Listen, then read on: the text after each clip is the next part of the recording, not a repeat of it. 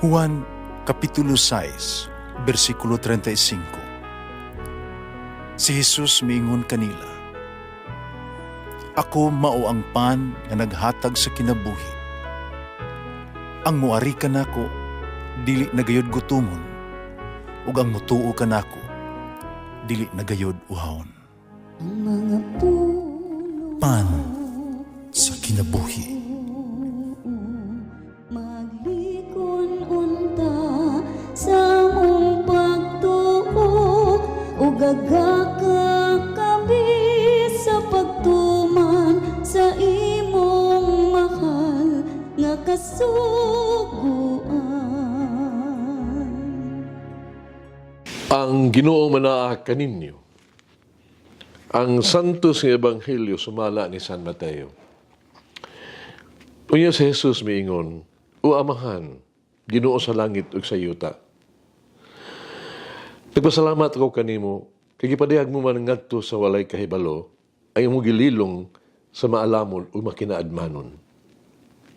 O Amahan, atuman kini kay mao kining imong gusto ug pagbuot. Ang akong Amahan, naghatag ka nako sa tanang butang. Walay makaila sa anak gawas sa amahan. Ula sa makaila sa amahan gawas sa anak. Ug kadtong mga tao nga buot sa anak nga makaila sa amahan. Umari kamo kanako kamong tanang gikapuyan gibug-atan sa inyong gipas-an. Papahulayon ko kamo. Isangon ang akong yugo, sunda ninyo ako. Kay malumo ako maupabsanon sa Espiritu. O magapahulay ka mo.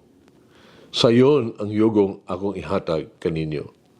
Gaan ang ipapasan ko kaninyo. Ang Ebanghelyo sa Ginoo. Pasalamati ang Ginoo kay siya maayo, ang iyang gugma mulungtad hangtod sa kahangturan. Pasalamati ang Diyos sa tanang mga Diyos, ang iyang gugma malungtaron. Pasalamati ang Ginoo sa mga Ginoo, ang iyang gugma malungtaron.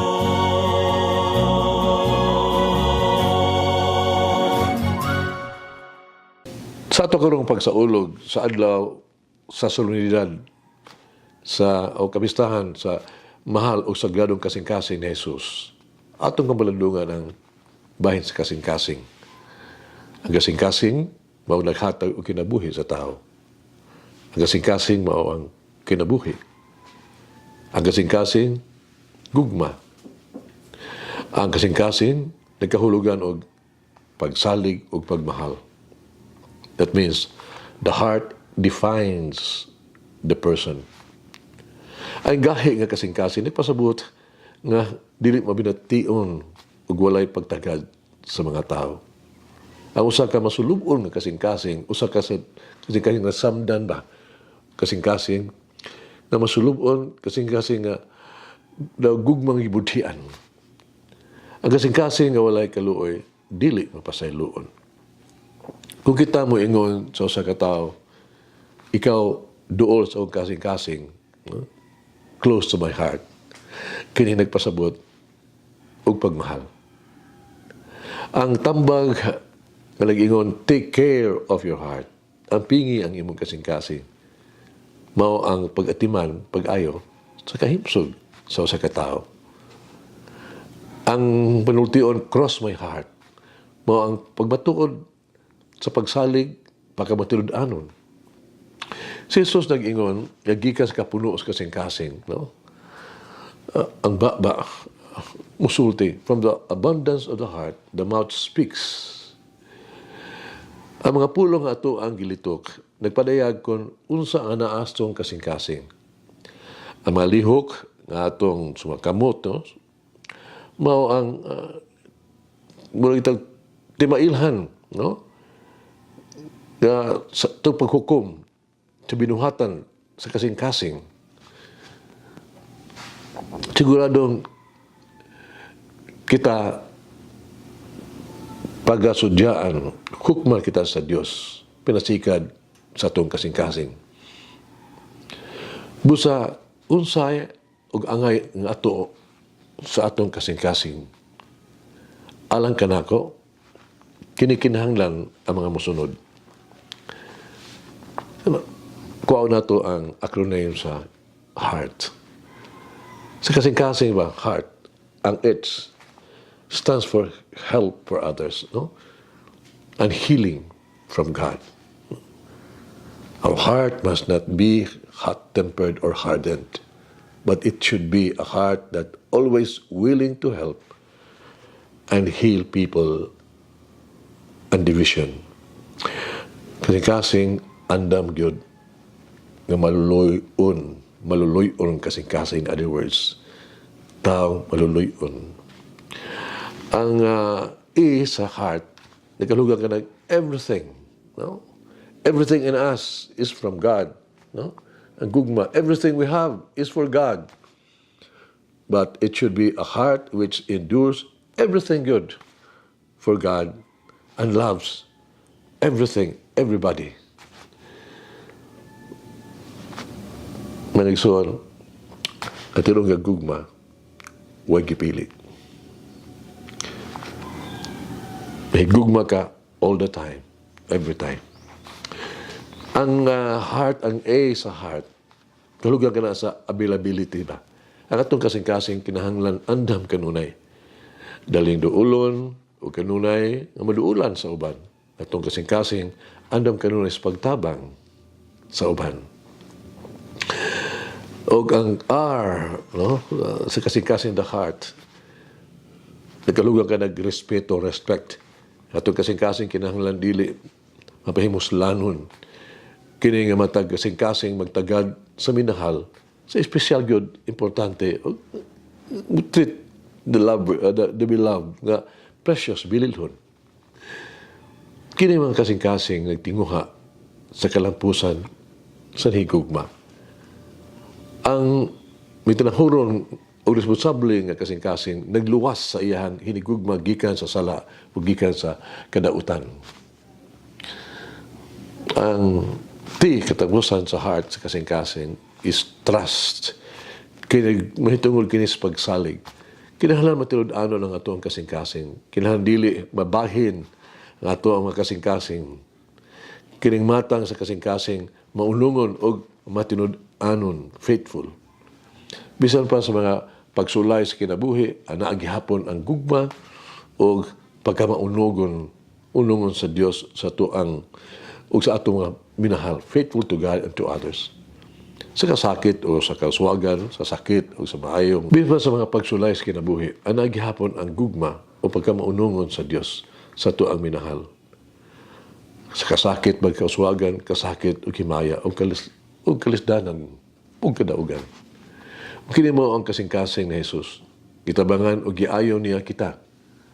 Gihatag niya kanato ang tanan, bisan ang iyang kaugalingong kinabuhi. Sa kanunay nga nag-atiman kanato o naghimo sa iyang kaugalingon nga kanunay anaa sa tuang mga panginahanglan. Si Jesus wala magpugos kanato. Kay gitahod niya kita ang ato ang mga desisyon o mga pamaagi. Bisa pa ni ana, siya kanunay nga naghulat kanato sa pagtabang kanato. Bisan pa sa tuang pagkamabudhion sa sala, misalig lang gihapon siya kanato. Give you a chance. O dadto kita ngadto niya sa balay sa iyang amahan sa langit. Nagsuon ni higayuna, I want you to pray together with me. Ato i-consecrate ang ato ang kinabuhi ato panimalay sa kasing-kasing ni Jesus. Kumahimo sabat. O most holy heart of Jesus, mahal kasing-kasing ni Jesus, gihatag namo ang among kinabuhi, among kaugalingon ug bug-os diha kanimo. Gihalad namo kanimo ang among kinabuhi, among buhat, among mga pag-antos. Ipili namo ang ug ihatag kanimo ang tibuok namong gugma. Gusto na mo nga ikaw ra. Gusto na mo nga pasidunggan o himayaon ka sa imong saad sa walay katapusang kaluwasan. Ug buhaton ang tanan para sa gugma nimo. Mahimong among panalipod ta ka sa mong kinabuhi. Mahimong among kusog sa mo ang kahuyang sa pagduha-duha. Mahimong bayad sa tanang kasalanan sa among kinabuhi. O kasing-kasing maagkop o maayo.